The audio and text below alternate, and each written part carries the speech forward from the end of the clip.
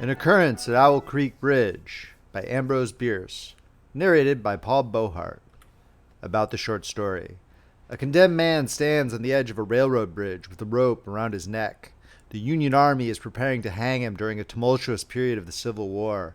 His thoughts drift to that of his wife, his children, and his sacrifice for the great cause of the South. But what if he is able to escape the hangman's noose and make an escape downriver past the Union soldiers? What sort of thoughts and fantasies go through a man's mind as he faces the gallows? Find out in one of the most popular and influential American short stories of all time, which includes a shocking ending. If you are enjoying this reading from Friendly Frog Press, please make sure to subscribe and hit that like button. If you'd like to purchase a copy of this book, it is available on Amazon in ebook and paperback, and it is available on Audible as an audiobook. The links are in the description below, or you can check out friendlyfrogpress.com for purchasing options. Foreword. Rarely has such a short story been so influential on American literature, and even later on American film. The stream of consciousness narration, where the thoughts and aspirations of the protagonist appear to the reader in a disjointed, non-chronological way, can be disorienting at first, but it is a powerful method to explore a conflict or tragedy. Additionally, An Occurrence at Owl Creek Bridge includes an ending that was quite unique at the time, but has become a common trope in everything from William Golding's Pincher Martin to Terry Gilliam's Brazil. Ambrose Bierce was a Civil War veteran on the Union side, so he most likely saw his fair share of death and destruction among his countrymen. He portrays the condemned Southern man, Peyton Farquhar, in a very humane and sympathetic fashion. This would be unusual in modern times, where people are expected to hold grudges against the enemy well after a war is concluded. Despite the story's brevity and only focusing on a single event, it has a powerful anti-war sentiment. We can all empathize with Peyton Farquhar facing the gallows, as death is something we, of course, all must face in our own time. Signed, Paul Beauheart, Bangkok, Thailand, May 2023. 1. A man stood upon a railroad bridge in northern Alabama, looking down into the swift water 20 feet below. The man's hands were behind his back, the wrists bound with a cord. A rope closely encircled his neck. It was attached to a stout cross timber above his head, and the slack fell to the level of his knees. Some loose boards laid upon the ties supporting the rails of the railway had supplied a footing for him and his executioners, 2 private soldiers of the Federal Army, directed by a sergeant who, in civil life, may have been a deputy sheriff. At a short remove upon the same temporary platform was an officer in the uniform of his rank, armed. He was a captain. A sentinel at each end of the bridge stood with his rifle in the position known as support, that is to say, vertical in front of the left shoulder, the hammer resting on the forearm thrown straight across the chest, a formal and unnatural position, enforcing an erect carriage of the body. It did not appear to be the duty of these 2 men to know what was occurring at the center of the bridge. They merely blockaded the 2 ends of the foot planking that traversed it. Beyond one of the sentinels, nobody was in sight. The railroad ran straight away into a forest for 100 yards, then, curving, was lost to view. Doubtless there was an outpost farther along. The other bank of the stream was open ground, a gentle slope topped with a stockade of vertical tree trunks, loopholed for rifles, with a single embrasure through which protruded the muzzle of a brass cannon commanding the bridge. Midway up the slope between the bridge and fort were the spectators, a single company of infantry in line, at parade rest, the butts of their rifles on the ground, the barrels inclining slightly backward against the right shoulder, the hands crossed upon the stock. A lieutenant stood at the right of the line, the point of his sword upon the ground, his left hand resting upon his right. Expecting the group of 4 at the center of the bridge, not a man moved. The company faced the bridge, staring stonily, motionless. The sentinels, facing the banks of the stream, might have been statues to adorn the bridge. The captain stood with folded arms, silent, observing the work of his subordinates, but making no sign. Death is a dignitary who, when he comes announced, is to be received with formal manifestations of respect, even by those most familiar with him. In the code of military etiquette, silence and fixity are forms of deference. The man who was engaged in being hanged was apparently about 35 years of age. He was a civilian, if one might judge from his habit, which was that of a planter. His features were good, a straight nose, firm mouth, broad forehead, from which his long dark hair was combed straight back, falling behind his ears to the collar of his well-fitting frock coat. He wore a mustache and pointed beard, but no whiskers. His eyes were large and dark gray, and had a kindly expression which one would hardly have expected in one whose neck was in the hemp. Evidently, this was no vulgar assassin. The liberal military code makes provision for hanging many kinds of persons, and gentlemen are not excluded. The preparations being complete, the two private soldiers stepped aside, and each drew away the plank upon which he had been standing. The sergeant turned to the captain, saluted, and placed himself immediately behind that officer, who in turn moved apart one pace.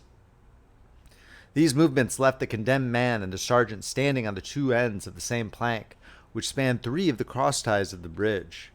The end upon which the civilian stood almost, but not quite, reached a fourth.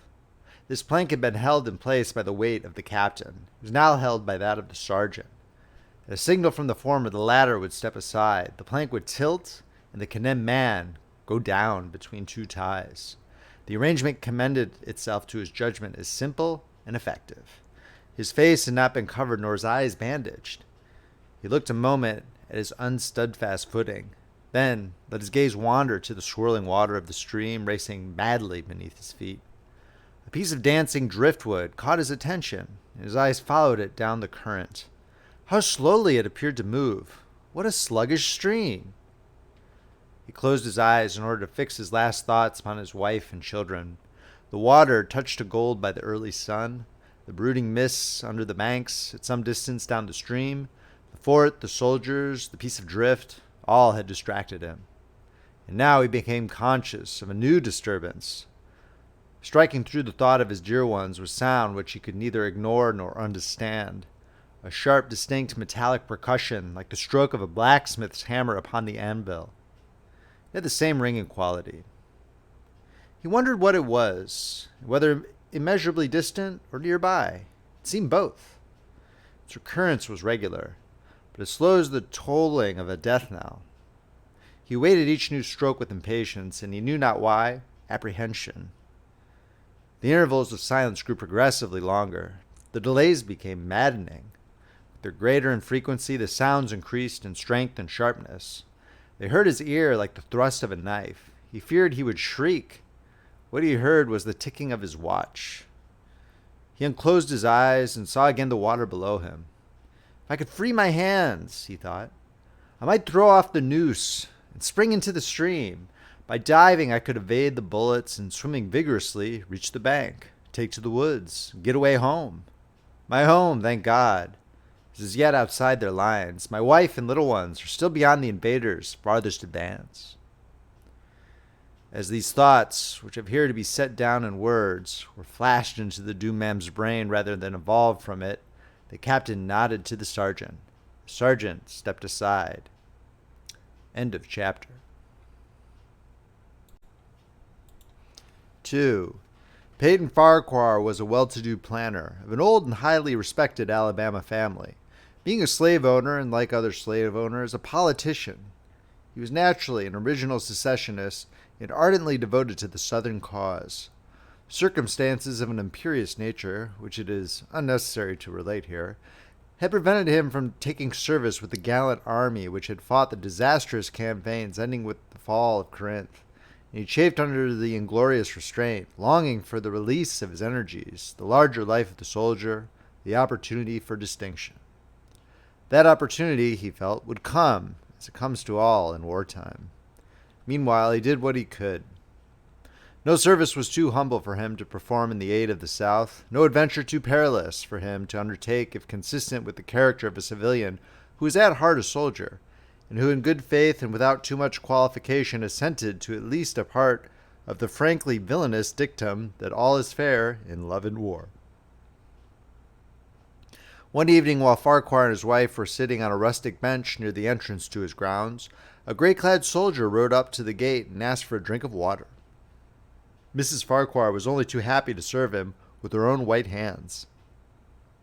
While she was fetching the water, her husband approached the dusty horseman and inquired eagerly for news from the front. "The Yanks are repairing the railroad," said the man, "and are getting ready for another advance. They reached the Owl Creek Bridge, put it in order, and built a stockade on the north bank. The commandant has issued an order, which is posted everywhere, declaring that any civilian caught interfering with the railroad, its bridges, tunnels, or trains, will be summarily hanged. I saw the order. How far is it to the Owl Creek Bridge? Farquhar asked. About 30 miles. Is there no force on this side of the creek? Only a picket post half a mile out on the railroad, and a single sentinel at this end of the bridge.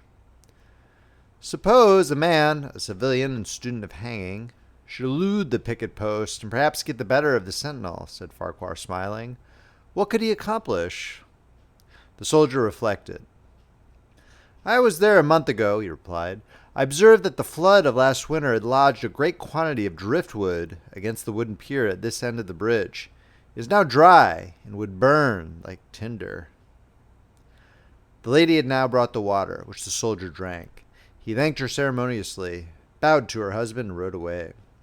An hour later, after nightfall, he repassed the plantation, going northward, in the direction from which he had come. He was a Federal scout. End of chapter. 3. As Peyton Farquhar fell straight downward through the bridge, he lost consciousness and was as one already dead. From this state he was awakened, ages later it seemed to him, by the pain of a sharp pressure upon his throat, followed by a sense of suffocation. Keen, poignant agonies seemed to shoot from his neck downward through every fiber of his body and limbs. The pains appeared to flash along well-defined lines of ramification and to beat with an unconceivably rapid periodicity. They seemed like streams of pulsating fire heating him to an intolerable temperature. As to his head, he was conscious of nothing but a feeling of fullness, of congestion. These sensations were unaccompanied by thought. The intellectual part of his nature was already effaced. He had power only to feel, and feeling was torment. He was conscious of motion, encompassed in a luminous cloud of which he was now merely the fiery heart, without material substance. He swung through unthinkable arcs of oscillation like a vast pendulum. Then, all at once, with terrible suddenness, the light about him shot upward with the noise of a loud splash. A frightful roaring was in his ears, and all was cold and dark. The power of thought was restored. He knew that the rope had broken, and he had fallen into the stream. There was no additional strangulation. The noose about his neck was already suffocating him, and kept the water from his lungs. To die of hanging at the bottom of a river, the idea seemed to him ludicrous. He opened his eyes in the darkness and saw above him a gleam of light. But how distant, how inaccessible. He was still sinking, for the light became fainter and fainter, until it was a mere glimmer. Then it began to grow and brighten. He knew that he was rising toward the surface, knew it with reluctance, for he was now very comfortable. To be hanged and drowned, he thought. That is not so bad, but I do not wish to be shot. No, I will not be shot. That is not fair. He was not conscious of an effort, but a sharp pain in his wrist apprised him that he was trying to free his hands. He gave the struggle his attention, as an idler might observe the feat of a juggler, without interest in the outcome. What splendid effort! What magnificent, what superhuman strength! Ah, that was a fine endeavor. Bravo! The cord fell away. His arms parted and floated upward, the hands dimly seen on each side in the growing light. He watched them with a new interest as first one and then the other pounced upon the noose at his neck. They tore it away and thrust it fiercely aside, its undulations resembling those of a water snake. Put it back, he thought. He shouted these words to his hands. For the undoing of the noose had been succeeded by the direst pang that he had yet experienced. His neck ached horribly. His brain was on fire. His heart, which had been fluttering faintly, gave a great leap, trying to force itself out at his mouth. His whole body was racked and wrenched with an insupportable anguish, but his disobedient hands gave no heed to the command. They beat the water vigorously with quick downward strokes, forcing him to the surface. He felt his head emerge. His eyes were blinded by the sunlight.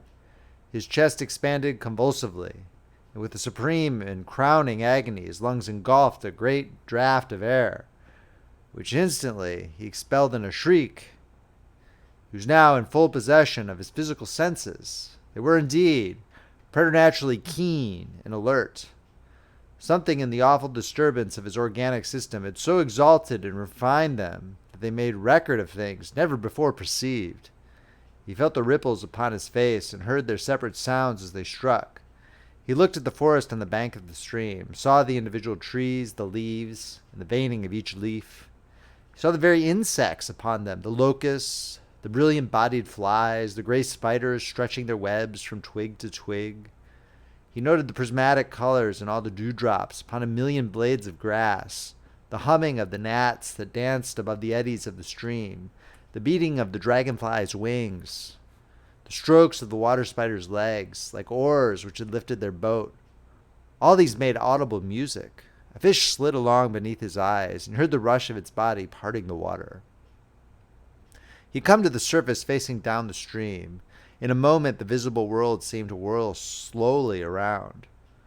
Himself the pivotal point. He saw the bridge, the fort, the soldiers upon the bridge, the captain, the sergeant, the two privates, his executioners.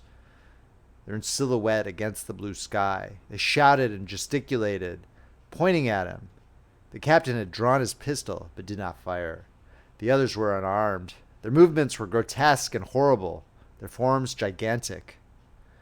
Suddenly, he heard a sharp report. Something struck the water, smartly, within a few inches of his head, spattering his face with spray.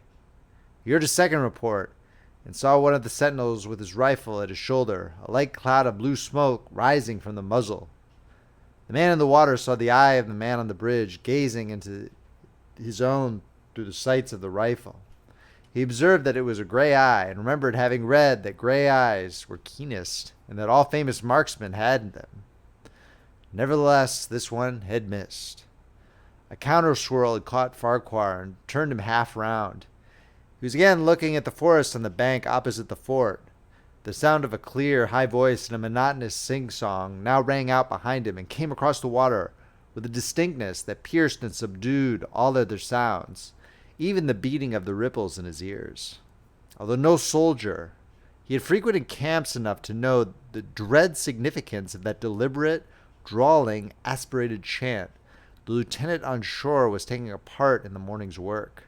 How coldly and pitilessly, with what an even calm intonation, presaging, enforcing tranquility in the men, with what accurately measured interval fell those cruel words. Company, attention, shoulder, arms, ready, aim, fire. Farquhar dived as deeply as he could. The water roared in his ears like the voice of Niagara. Yet he heard the dull thunder of the volley, and rising again toward the surface met shining bits of metal, singularly flattened, oscillating slowly downward. Some of them touched him on the face and hands and fell away, continuing their descent. One lodged between his collar and neck. It was uncomfortably warm, and he snatched it out. As he rose to the surface, gasping for breath, he saw that he had been a long time under water. He was perceptibly farther downstream, nearer to safety. The soldiers had almost finished reloading. The metal ramrods flashed all at once in the sunshine as they were drawn from the barrels, turned in the air, and thrust into their sockets. The two sentinels fired again, independently and ineffectually. The hunted man saw this over his shoulder. He was now swimming vigorously with the current. His brain was as energetic as his arms and legs. He thought with the rapidity of lightning. The officer, he reasoned, will not make that martinet's error a second time. It is as easy to dodge a volley as a single shot. He has probably already given the command to fire at will. God help me, I cannot dodge them all. An appalling splash within 2 yards of him was followed by a loud rushing sound, diminuendo, which seemed to travel back through the air to the fort and died in an explosion which stirred the very river to its deeps. A rising sheet of water curved over him, fell down upon him, blinded him, strangled him. The cannon had taken a hand in the game. As he shook his head free from the commotion of the smitten water, he heard the deflected shot humming through the air ahead, and in an instant it was cracking and smashing the branches in the forest beyond. They will not do that again, he thought. The next time they will use a charge of grape. I must keep my eye upon the gun. The smoke will apprise me. The report arrives too late. It lags behind the missile. That is a good gun. Suddenly he found himself whirled round and round, spinning like a top. The water, the banks, the forest, the now distant bridge, fort, and men, all were commingled and blurred. Objects were represented by their color only. Circular horizontal streaks of color. That was all he saw. He had been caught in a vortex. He was being whirled on with a velocity of advance and gyration that made him giddy and sick. In a few moments he was flung upon the gravel at the foot of the left bank of the stream, the southern bank, and behind a projecting point which concealed them from his enemies. The sudden arrest of his motion, the abrasion of one of his hands on the gravel, restored him, and he wept with delight. He dug his fingers into the sand, threw it over himself in handfuls, and audibly blessed it. It looked like diamonds, rubies, emeralds. He could think of nothing beautiful which it did not resemble. The trees upon the bank were giant garden plants. He noted a definite order in their arrangement, inhaled the fragrance of their blooms. A strange roseate light shone through the spaces among the trunks, and the wind made in the branches the music of aeolian harps. He had not wished to perfect his escape. He was content to remain in that enchanting spot until retaken. A whiz and a rattle of grape shot among the branches high above his head roused him from his dream. The baffled cannoneer had fired him a random farewell. He sprang to his feet, rushed up the sloping bank, and plunged into the forest. All that day he traveled, laying his corpse by the rising sun. The forest seemed interminable. Nowhere did he discover a break in it, not even a woodman's road. He had not known that he lived in so wild a region. There was something uncanny in the revelation. By nightfall he was fatigued, footsore, famished. The thoughts of his wife and children urged him on. At last he found a road which led him into what he knew to be the right direction. It was as wide and straight as a city street, yet it seemed untraveled. No fields bordered it, no dwelling anywhere. Not so much as the barking of a dog suggested human habitation. The black bodies of the trees formed a straight wall on both sides, terminating on the horizon in a point, like a diagram in a lesson in perspective. Overhead, as he looked up through this rift in the wood, shone great golden stars looking unfamiliar and grouped in strange constellations. He was sure they were arranged in some order which had a secret and malign significance. The wood on either side was full of singular noises, among which, once, twice, and again, he distinctly heard whispers in an unknown tongue. His neck was in pain, and lifting his hand to it, he found it horribly swollen. He knew that it had a circle of black where the rope had bruised it. His eyes felt congested. He could no longer close them. His tongue was swollen with thirst. He relieved its fever by thrusting it forward from between his teeth into the cold air. How softly the turf had carpeted the untraveled avenue. He could no longer feel the roadway beneath his feet. Doubtless, despite his suffering, he had fallen asleep while walking, for now he sees another scene. Perhaps he was merely recovered from a delirium. He stands at the gate of his own home. All is as he left it, and all bright and beautiful in the morning sunshine. He must have traveled the entire night. As he pushes open the gate and passes up the wide white walk, he sees a flutter of female garments. His wife, looking fresh and cool and sweet, steps down from the veranda to meet him. At the bottom of the steps she stands waiting, with a smile of ineffable joy, an attitude of matchless grace and dignity. Ah, how beautiful she is! He springs forwards with extended arms. As he is about to clasp her, he feels a stunning blow upon the back of his neck. A blinding white light blazes all about him, with a sound like the shock of a cannon. Then all is darkness and silence. Peyton Farquhar was dead.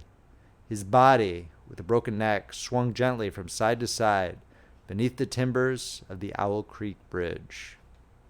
The end.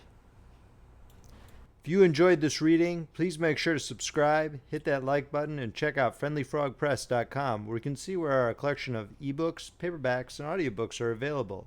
Friendly Frog Press, where the classics come alive. This is Paul Beauheart, signing off.